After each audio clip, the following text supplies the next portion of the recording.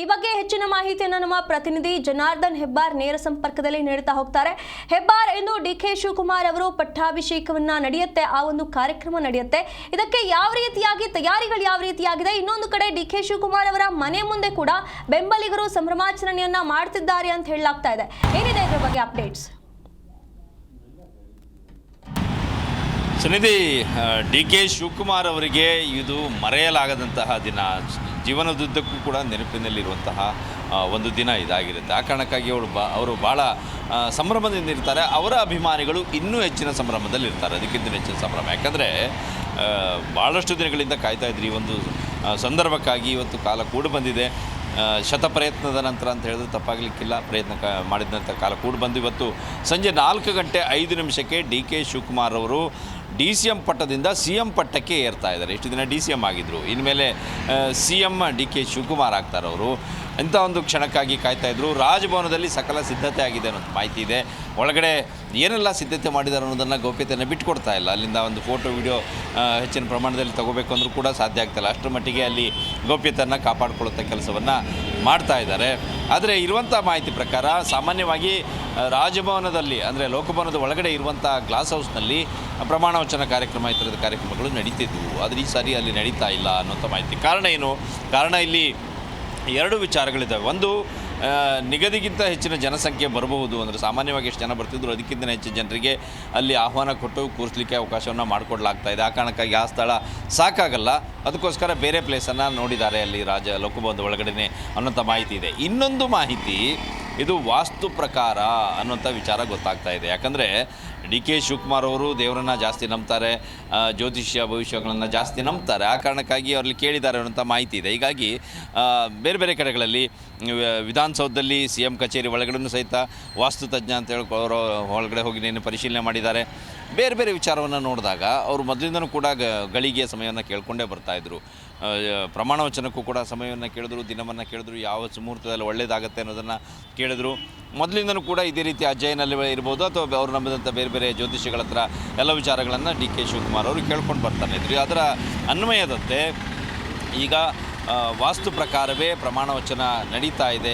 ವೇದಿಕೆ ಕೂಡ ಅದೇ ರೀತಿಯಲ್ಲಿ ಸಿದ್ಧ ಆಗಿದೆ. ಯಾವ ದಿಕ್ಕಿಗೆ ಇರಬೇಕು, ಏನೆಲ್ಲ ಇರಬೇಕು, ಎಷ್ಟು ವಿಸ್ತೀರ್ಣದ ವೇದಿಕೆ ಇರಬೇಕು, ಇದೆಲ್ಲವೂ ಕೂಡ ಅಲ್ಲಿ ಎಲ್ಲವೂ ಜ್ಯೋತಿಷ್ಯ ಪ್ರಕಾರ ವಾಸ್ತು ಪ್ರಕಾರನೇ ಆಗಿದೆ ಅನ್ನೋಂಥ ಮಾಹಿತಿ ಇದೆ. ಇನ್ನು ಡಿ ಕೆ ಶಿವಕುಮಾರ್ ಅವರ ನಿವಾಸ ಸದಾಶಿವನಗರದಲ್ಲಿಯೂ ಕೂಡ ಸಾಕಷ್ಟು ಅಭಿಮಾನಿಗಳು ಬರ್ತಾಯಿದ್ದಾರೆ, ಮುಖಂಡರುಗಳು ಬರ್ತಾಯಿದ್ದಾರೆ. ಇನ್ನು ಕೆಲವರಿಗೆ ಇರುವಂತಹ ಕುತೂಹಲ ಏನಂತಂದರೆ, ಶಿವಕುಮಾರ್ ಅವರ ಜೊತೆಯಲ್ಲಿ ಯಾರೆಲ್ಲ ಪ್ರಮಾಣ ವಚನವನ್ನು ಸ್ವೀಕರಿಸಬಹುದು ಸಚಿವರಾಗಿ ಅನ್ನುವಂಥ ವಿಚಾರ. ಆ ಕಾರಣಕ್ಕಾಗಿ ಎಲ್ಲರಲ್ಲೂ ಕೂಡ ಕುತೂಹಲ ಇದೆ. ಸಾಕಷ್ಟು ಪಟ್ಟಿ ಕಳೆದ 2-3 ದಿನಗಳಿಂದ ಬರ್ತಾನೆ ಇದೆ. ಅವರಾಗ್ಬೋದು, ಇರಾಗ್ಬೋದು, ಲೆಕ್ಕಾಚಾರಗಳು, ಜಾತಿ ಸಮೀಕರಣ, ಪ್ರಾಂತ, ಇದೆಲ್ಲವೂ ಕೂಡ ಹಿರಿತನ, ಇದೆಲ್ಲವನ್ನೂ ಕೂಡ ಗಮನಿಸಿ ಪಟ್ಟಿಯನ್ನು ಸಿದ್ಧಪಡಿಸಲಾಗ್ತಾ ಇದೆ ಅನ್ನೋಂಥ ಮಾಹಿತಿ ಒಂದು ಕಡೆಯಲ್ಲಿದೆ. ಅದೇ ಕಾರಣಕ್ಕಾಗಿ ಪದೇ ಪದೇ ಪಟ್ಟಿಯಲ್ಲಿ ಅವರು ಸೇರ್ಪಡೆ,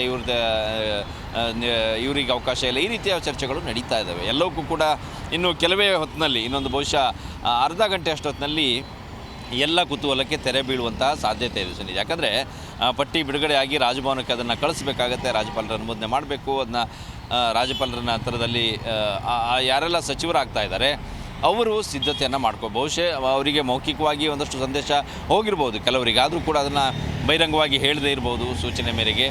ಆ ಕಾರಣಕ್ಕಾಗಿ ಕೆಲವರಿಗೆ ಸೂಚನೆಯನ್ನು ಕೊಟ್ಟು ಸಿದ್ಧರಾಗಿ ಬನ್ನಿ ಅಂತೇಳಿ ಅವ್ರ ಕುಟುಂಬದವರಿಗೆ ಎಲ್ಲರೂ ಕೂಡ ಕರ್ಕೊಂಬರ್ಲಿಕ್ಕೆ ಅನುಕೂಲ ಆಗೋ ನಿಟ್ಟಿನಲ್ಲಿ 10-11 ಗಂಟೆ ಒಳಗಡೆ ಅದನ್ನೆಲ್ಲ ಫೈನಲ್ ಮಾಡಿ ಕಳಿಸಲಾಗುತ್ತೆ. ಮೊದಲನೇ ಹಂತದಲ್ಲಿ ಮುಖ್ಯಮಂತ್ರಿ ಡಿ ಕೆ ಶಿವಕುಮಾರ್ ಅವರ ಜೊತೆಯಲ್ಲಿ ಒಂದು 10-12 ಜನ ಸಚಿವರು ಪ್ರಮಾಣ ವಚನವನ್ನು ಸ್ವೀಕರಿಸಲಿದ್ದಾರೆ ಅನ್ನೋಂಥ ಮಾಹಿತಿ ಇದೆ. ಇನ್ನೊಂದು ಸುನಿಧಿ, ಇವತ್ತಿನ ಕಾರ್ಯಕ್ರಮಕ್ಕೆ ಯಾರೆಲ್ಲ ಬರಬಹುದು ಅನ್ನೋಂಥ ಒಂದಷ್ಟು ನಿರೀಕ್ಷೆ ಇದ್ದೇ ಇದೆ. ಆಹ್ವಾನವನ್ನೇನೋ ಕೊಟ್ಟಿದ್ದಾರೆ, ಸಾಕಷ್ಟು ಜನರಿಗೆ ಆಹ್ವಾನ ಹೋಗಿದೆ. ಗಣ್ಯರಲ್ಲಿ ಸುಮಾರು ಒಂದು 30-35ಕ್ಕೂ ಹೆಚ್ಚು ಜನರಿಗೆ ಆಹ್ವಾನ ಹೋಗಿದೆ ಅನ್ನೋಂಥ ಮಾಹಿತಿ ಇದೆ. ಆದರೆ ಎಲ್ಲರೂ ಬರ್ತಾರಾ? ಖಂಡಿತ ಇಲ್ಲ.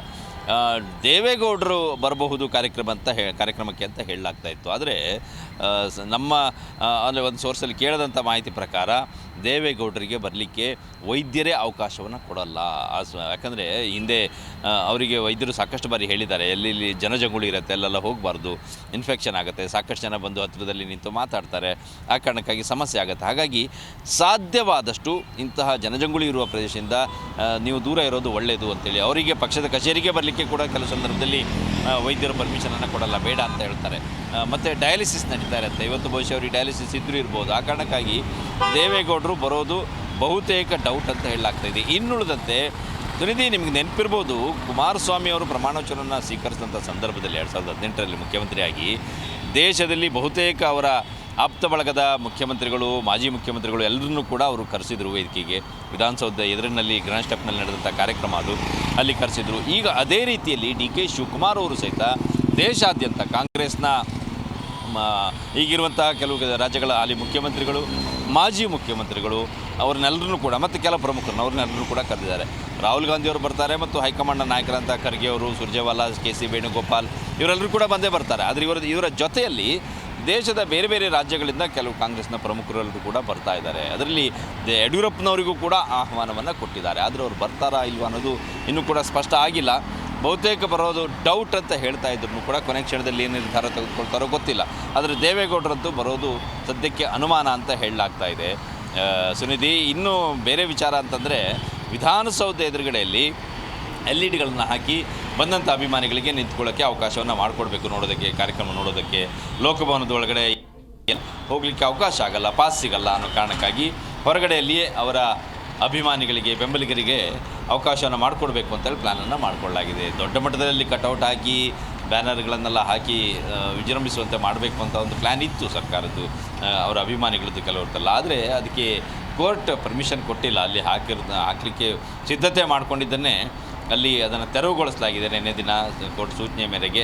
ಹಾಗಾಗಿ ವಿಧಾನಸೌಧ ಎದುರುಗಳಲ್ಲಿ ಕೇವಲ ವಿಧಾನಸೌಧದ ನಡುವೆ, ರಸ್ತೆ ನಡುವೆಯಲ್ಲಿರುವಂಥ ಡಿವೈಡರ್ ಇದೆ, ಅದರ ನಡುವೆಯಲ್ಲಿ ಕಾಂಗ್ರೆಸ್ನ ಫ್ಲ್ಯಾಗನ್ನು ಹಾಕಲಾಗಿದೆ. ಅದರ ಹೊರತುಪಡಿಸಿದಂತೆ ಉಳಿದೆಲ್ಲವನ್ನು ಕೂಡ ತೆರವು ಮಾಡಲಾಗಿರುವಂಥ ವಿಚಾರವನ್ನು ನಾವು ನೋಡ್ತಿದ್ವಿ. ಆದರೆ ಉಳಿದ ಕಡೆಯಲ್ಲಿ ಬೆಂಗಳೂರು ಸಿಟಿಯ ಬಹುತೇಕ ಕಡೆಗಳಲ್ಲಿ, ನಾನು ಹಿಂದ್ಗಡೆ ನೀವು ಬ್ಯಾನರ್ಗಳನ್ನು ನೋಡ್ತಾ ಇದ್ದೀರಿ, ಇದೇ ರೀತಿ ಭಾಳಷ್ಟು ಕಡೆಯಲ್ಲಿ ಕಟೌಟ್ಗಳನ್ನು, ಬ್ಯಾನರ್ಗಳನ್ನು ಹಾಕಿ ಅಭಿಮಾನಿಗಳು ತಮ್ಮ ಅಭಿಮಾನವನ್ನು ತೋರಿಸುವಂಥ ಪ್ರಯತ್ನವನ್ನು ಮಾಡ್ತಾ ಇದ್ದಾರೆ. ಸಂಜೆ 4:05 ಸುನಿಧಿ ಪ್ರಮಾಣ ವಚನ ಕಾರ್ಯಕ್ರಮ ಇರುತ್ತೆ. ಆದರೆ ಒಂದು ಮೂಲದ ಮಾಹಿತಿ ಪ್ರಕಾರ, ಹವಾಮಾನ ಇಲಾಖೆ ಮಾಹಿತಿ ಪ್ರಕಾರ ಸಂಜೆ ಬಹುತೇಕ ಮಳೆ ಆಗುವಂತಹ ಸಾಧ್ಯತೆ ಇದೆ ಅಂತ ಹೇಳ್ತಾ ಇದ್ದಾರೆ. ಆ ಕಾರಣಕ್ಕಾಗಿ ನಿನ್ನೆ ಕೂಡ ಇದೇ ವಿಚಾರವನ್ನು ನಾನು ಪ್ರಸ್ತಾಪ ಮಾಡಿದ್ದೆ. ಇವತ್ತು ಕೂಡ ಬರುವಂಥ ಅಭಿಮಾನಿಗಳು, ಬೆಂಬಲಿಗರು ಏನಿದ್ದೀರಿ, ಇದಕ್ಕೆ ಬೇಕಾದಂಥ ಮಳೆ ಬಂದರೆ ಬೇಕಾದಂಥ ಮುನ್ನೆಚ್ಚರಿಕೆ ಕ್ರಮವನ್ನು ತೆಗೆದುಕೊಂಡು ಬರೋದು ಉತ್ತಮ. ಸಾಕಷ್ಟು ಜನ ಇರ್ತಾರೆ, ಎಲ್ಲಿ ನುಗ್ಗಾಟ ತಳ್ಳಾಟ ಆಗಿಬಿಡ್ಬೋದು, ಮಳೆ ಬಂತು ಅಂತೇಳಿ ಎಲ್ಲಿ ನಳ್ಳಿಗೆ ಹೋಗಲಿಕ್ಕೆ ಸಾಧ್ಯ ಆಗುತ್ತೆ, ಮಳೆ ಇಲ್ಲದಿರೋ ಪ್ಲೇಸಿಗೆ ಒಳಗಡೆ ಹೋಗಲಿಕ್ಕೆ ಓಡಾಡುವಂಥ ಸಂದರ್ಭದಲ್ಲಿ ಇನ್ನೂ ನುಗ್ಗಾಟ ಆಗಿ ಸಮಸ್ಯೆ ಆಗ್ಬಾರ್ದು. ಆ ಕಾರಣಕ್ಕಾಗಿ ಮುನ್ನೆಚ್ಚರಿಕೆಯಲ್ಲಿ ಬರೋದು ಉತ್ತಮ. ಇವತ್ತಿನ ಕಾರ್ಯಕ್ರಮ ಭಾಳ ದೊಡ್ಡ ಮಟ್ಟದಲ್ಲಿ ನಡೆಯುತ್ತೆ, ಅತ್ಯಂತ ವಿಜೃಂಭಣೆಯಿಂದ ನಡೆಯುತ್ತೆ. ಅದಕ್ಕೆ ಬೇಕಾದ ಸಕಲ ಸಿದ್ಧತೆ ಈಗ ಆಗಿದೆ. ಸುನಿಧಿ, ಓಕೆ, ಧನ್ಯವಾದಗಳು ಹೆಬ್ಬಾರ್ ನಿಮ್ಮೆಲ್ಲ ಮಾಹಿತಿಗಾಗಿ. ಈ ರೀತಿಯಾಗಿ ಈ ಒಂದು ಕ್ಷಣಕ್ಕೆ DK ಶಿವಕುಮಾರ್ ಅವರು ಕಾಯ್ತಾ ಇದ್ರು. ಅಂತಿಮವಾಗಿ ಈ ದಿನ ಬಂದಿದೆ. ಇನ್ನು 4:05 DK ಶಿವಕುಮಾರ್ ಅವರ ಪಟ್ಟಾಭಿಷೇಕ ನೆರವೇರುತ್ತೆ. ಇವರೊಂದಿಗೆ ಹಲವು ಸಚಿವರು ಆ ಒಂದು ಸ್ಥಾನವನ್ನು ಅಲಂಕರಿಸಲಿದ್ದಾರೆ. ಹಾಗಾಗಿ ಈ ಒಂದು ಕಾರ್ಯಕ್ರಮಕ್ಕೆ ಈಗಾಗಲೇ ಸಿದ್ಧತೆಗಳು ಭರದಿಂದ ನಡೀತಾ ಇವೆ.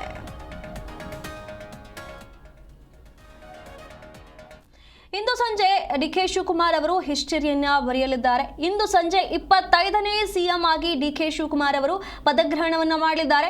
ರಾಮನಗರದಿಂದ CM ಆಗ್ತಾ ಇರುವಂತ 5ನೇ ನಾಯಕರು DK ಶಿವಕುಮಾರ್ ಅವರು. ಒಕ್ಕಲಿಗ ಸಮುದಾಯದ 8ನೇ CM DK ಶಿವಕುಮಾರ್.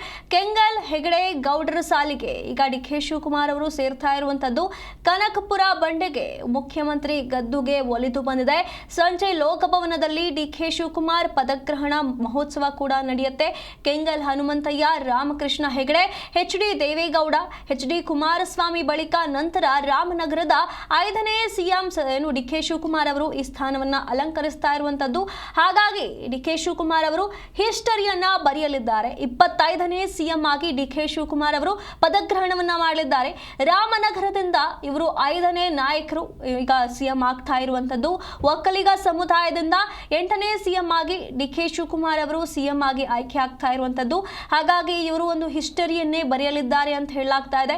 ಹಾಗಾಗಿ ಇವರ ಈ ಒಂದು ಸಮುದಾಯದಲ್ಲಿ ಇವರು 5ನೇ CM ಆಗ್ತಾ ಇರುವಂತದ್ದು ವಿಶೇಷ ಒಂದು ವಿಷಯ.